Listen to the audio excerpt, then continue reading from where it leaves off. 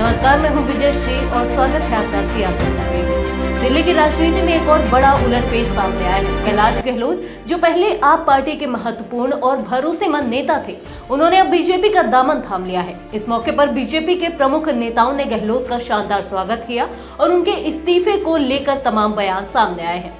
सवाल यह है कि गहलोत ने आपको क्यों छोड़ा और बीजेपी से जुड़ने का निर्णय क्यों लिया।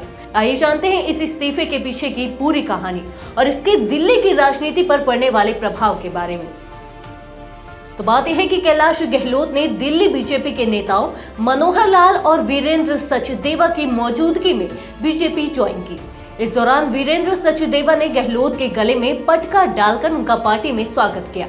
अब ये स्वागत एकदम फिल्मी स्टाइल में हुआ और बीजेपी के खेमे में उनकी एंट्री को लेकर बहुत सारी चर्चाएं हो रही हैं। लेकिन सवाल उठता है, गहलोत ने पार्टी क्यों छोड़ी। गहलोत का इस्तीफा आप पार्टी के अंदर चल रहे गंभीर मतभेदों का परिणाम है। उन्होंने अपने इस्तीफे में पार्टी के सामने मौजूद गंभीर चुनौतियों की ओर इशारा किया। गहलोत ने इस्तीफे में यह भी उल्लेख किया कि पार्टी का नेतृत्व सही दिशा में नहीं चल रहा है। इसके अलावा गहलोत ने आप पार्टी के प्रमुख अरविंद केजरीवाल पर कटाक्ष करते हुए शीश महल जैसे विवादों का भी जिक्र किया। यह विवाद तब उठा था जब बीजेपी ने आरोप लगाया था कि दिल्ली के मुख्यमंत्री अरविंद केजरीवाल ने अपने पूर्व आधिकारिक आवास पर महंगी चीजों पर करोड़ों रुपए खर्च किए हैं। इस मुद्दे को लेकर बीजेपी ने केजरीवाल पर सवाल उठाए थे और गहलोत ने भी इस पर अपनी प्रतिक्रिया दी। गहलोत ने कहा कि इस तरह के मुद्दे आप पार्टी को कमजोर कर रहे हैं और उन्होंने इसे लेकर कटाक्ष भी किया।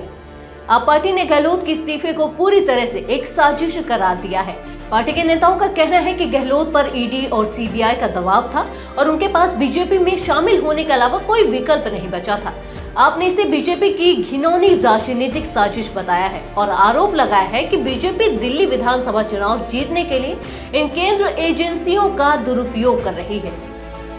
अब बीजेपी का क्या कहना है। दिल्ली बीजेपी के प्रमुख वीरेंद्र सचदेवा ने गहलोत के इस्तीफे का स्वागत किया है।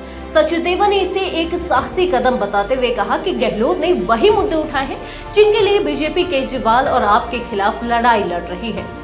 सचदेवा का कहना है कि गहलोत के इस्तीफे से यह साफ हो गया है कि आपके नेता भी केजरीवाल को ईमानदार नहीं मानते। बीजेपी का कहना है कि गहलोत ने वो बातें की हैं जो बीजेपी लंबे समय से कहती आ रही है। केजरीवाल की नीयत पर सवाल और आप पार्टी की राजनीति पर पूरी तरह से पर्दा डाला गया है। गहलोत के इस कदम से बीजेपी को दिल्ली की राजनीति में एक मजबूत बढ़त मिल सकती है। अब इस इस्तीफे का समय बहुत मायने रखता है। गहलोत का इस्तीफा ठीक उसी समय आया है जब आप पार्टी दिल्ली विधानसभा चुनावों की तैयारियों में जुटी हुई है। अगले साल फरवरी में दिल्ली विधानसभा चुनाव होने वाला है और गहलोत का इस्तीफा दिल्ली की सियासत में एक बड़ा मोड़ ला सकता है। यह देखना दिलचस्प होगा कि गहलोत का बीजेपी में शामिल होना दिल्ली की चुनावी तस्वीर को किस दिशा में मोड़ेगा। गहलोत का इस्तीफा एक ऐसे समय पर आया है जब दिल्ली के वोटरों के बीच सियासी जंग तेज हो रही है। क्या यह बीजेपी के लिए चुनावी जीत का रास्ता बनाएगा या आप पार्टी इससे उबरने में सफल होगी?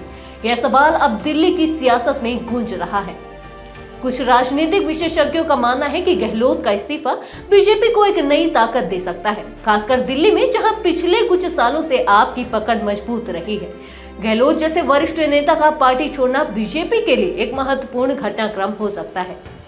लेकिन वहीं दूसरी ओर आप इस फैसले को दबाव और साजिश मानते हुए अपनी पूरी ताकत से इसका विरोध करने की योजना बना सकती है। अभी सियासी ड्रामे के अगले मोड़ का सभी को इंतजार है। क्या गहलोत का इस्तीफा दिल्ली में बीजेपी के पक्ष में एक बड़ा गेम चेंजर साबित होगा? क्या आप इससे उबरने में कामयाब होगी? इस राजनीतिक उलटफेर पर आपका क्या कहना है? हमें कमेंट सेक्शन में अपनी राय जरूर दें और जानें इस मुद्दे पर और क्या हो सकता है। धन्यवाद।